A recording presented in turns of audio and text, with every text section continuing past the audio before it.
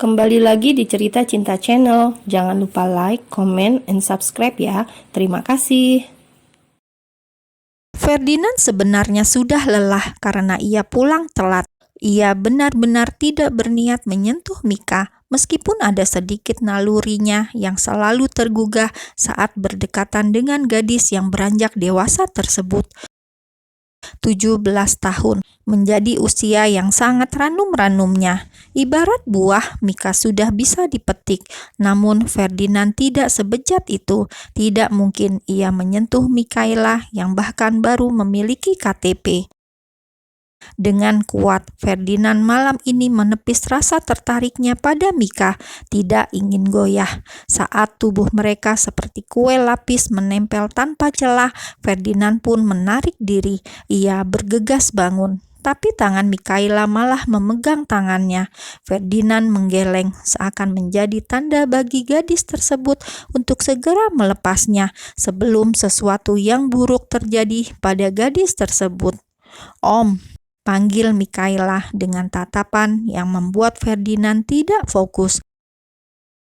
Bibirnya yang ranum, piyama pendek yang dikenakan oleh Mikaela. Bahkan Ferdinand bisa melihat jelas baju dalam Mikaela karena piyama yang tipis dan sedikit transparan. Aneh, Mika ini mau belajar atau sengaja menggoda? Pikiran Ferdinand berkecamuk. Andai tidak kuat iman, sudah ia terkam mangsa empuk yang kini menatapnya seperti kucing kecil yang menggemaskan. "Om mandi dulu," ujarnya tegas. Ferdinand mau mendinginkan kepalanya dulu pakai air. Dekat dengan Mika hanya membuatnya gerah. Semakin lama tubuh Mika memang berubah. Sudah tidak seperti dulu, di mana ia menganggap Mika seperti anak kecil. Sementara itu, Mika memperhatikan pamannya.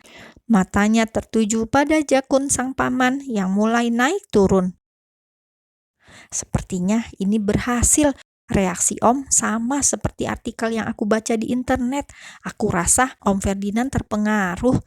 Batin Mika yang ternyata masih sama. Ia bersikap tenang, tidak melawan. Itu semua hanya tipuan. Mika tetaplah Mika. Ia selalu punya cara untuk mendapatkan perhatian Ferdinand. Klek, Ferdinand pergi ke kamarnya. Pria itu mandi karena merasa gerah dan dasar Mika iseng. Beberapa saat kemudian, ia malah mengirim sesuatu ke ponsel pamannya. Ferdinand yang masih memakai bathrobe sambil mengusap rambutnya dengan handuk kecil, ia sepintas melihat ponsel miliknya yang menyala. Ada pesan gambar dari Mikaela. Matanya melotot. Ia menahan nafas saat Mika mengirim sesuatu yang tidak lazim tersebut. Buru-buru ia telepon keponakannya yang super nakal itu. "Ya," ucap Mikaela saat mengangkat telepon dari pamannya. Mereka satu atap, tapi beda kamar, malah memilih telepon daripada bicara secara langsung. "Fokus ujian masuk universitas, jangan macam-macam." Mikaela tersenyum jahil. "Maaf Om, salah kirim." "His, Om sudah makan? Mika tadi ketiduran, belum makan." Ferdinand yang niatnya menghindar akhirnya mengalah. Mika harus sehat, harus banyak makan. Ia pun memakai baju, kemudian menyusul ke meja makan meskipun sudah sedikit larut. Tap, tap, tap. Ferdinand melihat Mikaela begitu semangat menata makanan. "Bibi mana? Sudah tidur, Mika bisa kok. Ini Mika sudah panasin." Dahi Ferdinand langsung mengkerut. Sejak kapan Mika ke dapur? Bisa menghangatkan makanan juga. Sejak sembuh dari kecelakaan, Mika memang aneh. Apa Mika mengalami gegar otak ringan? Pria itu menatap Mikaela dengan aneh. "Ayo Om, makan." Mika menyodorkan sepiring lauk ayam goreng dan sepiring salmon. "Om bisa sendiri, kamu cepat makan." "Iya." "Oh iya, kalau keluar kamar jangan pakai baju tidur seperti itu. Di sini tidak hanya ada Om." "Gerah Om, ini nyaman dipakai." "Itu sangat bahaya Mika." Mika tersenyum jahat dalam hati. Bahaya? Mana ada baju bahaya? Teruslah mengelak, Om. Kita lihat Om akan tahan sampai mana. Kalau melihat Sandra, jelas aku lebih muda, lebih apa ya? Gadis itu malah sibuk bicara pada dirinya sendiri. Katanya lapar, cepat habiskan makanmu, terus tidur. Iya, Om. Mereka pun makan hanya berdua karena para ART sudah tidur. Selesai makan, Mika tidak langsung meninggalkan meja seperti biasanya. Ia membawa semuanya ke dapur sampai Ferdinand terheran. "Sejak kapan kamu jadi serajin ini?" celetuk Ferdinand. Kemudian membantu Mika membawa piring-piring ke dapur. Keduanya sudah mirip pasangan baru yang masih bahu-membahu dalam melakukan pekerjaan rumah. "Kenapa Om jadi kepo?" "Mika memang suka melakukan hal seperti ini kalau Om kerja. Makanya Om jangan lembur terus sampai nggak tahu kebiasaan Mika." Jangan mengada-ada. Makan saja Bibi yang antar ke kamarmu." Mika langsung menoleh menatap pamannya. "Om ngintip CCTV di rumah ya?" protes Mikaela. Ferdinand tersenyum, kemudian mengusap lembut rambut Mika, membuat Mika salah tingkah. "Om hanya pengen tahu kamu ngapain di rumah. Dan sepertinya akhir-akhir ini kamu rajin sekali belajar. Om harap ujian masuk universitas lancar." Ya, terus yang itu kapan, Om?" Itu apa?" Bibir Mikaela mengerucut, nggak mau mengatakan, tapi sepertinya Ferdinand egois sekali. Entah egois atau gengsi, atau mungkin malu, Mika tidak tahu. "Yang waktu itu." "Tentang apa, Mika?" Tentang menikah," jawab Mikaela cepat. Ferdinand tersenyum. "Tunggu usiamu 20 tahun. Mika langsung melotot seolah protes. 3 tahun lagi. Ferdinand mengangguk. "Lama sekali," gerutu Mikaela dalam hati. "Sepertinya aku kurang gigih menggoda Om Ferdinand," batin Mika, kemudian mencari jalan lain. "Kenapa harus 3 tahun lagi?" tanya Mikaela mencari alasannya. "Kamu masih SMA. Kenapa tidak setelah aku lulus?" Ferdinand menggeleng.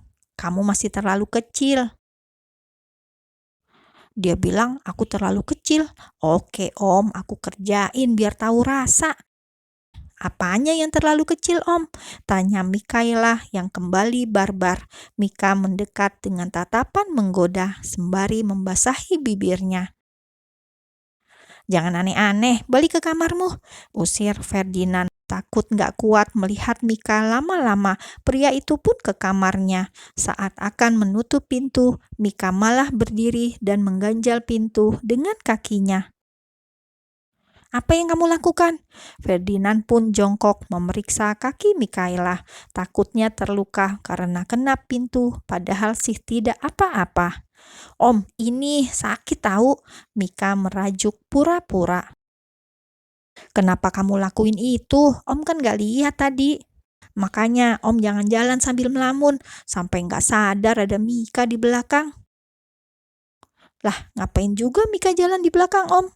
Keduanya malah berdebat. Om gak mau ngalah sama Mika." "Hati-hati dong Mika." Ferdinand berdiri tegap kemudian duduk di sofa. "Om mau istirahat, kamu juga, kembali ke kamarmu." "Boleh tidur sini, Om sibuk seharian ini. Mika janji nggak ngapa-ngapain, cuma tidur aja." Ferdinand menarik nafas panjang, kemudian merangkul pundak Mikaela. "Om yang nggak bisa janji apa-apa. Mulai sekarang Mika dilarang masuk kamar Om seenaknya. Harus izin, tidak boleh masuk tanpa permisi." "Biasanya juga nggak apa-apa kan?" Ferdinand menelan ludah. "Sekarang apa-apa, ini kamar pria dewasa dan Mika tidak boleh masuk sembarangan."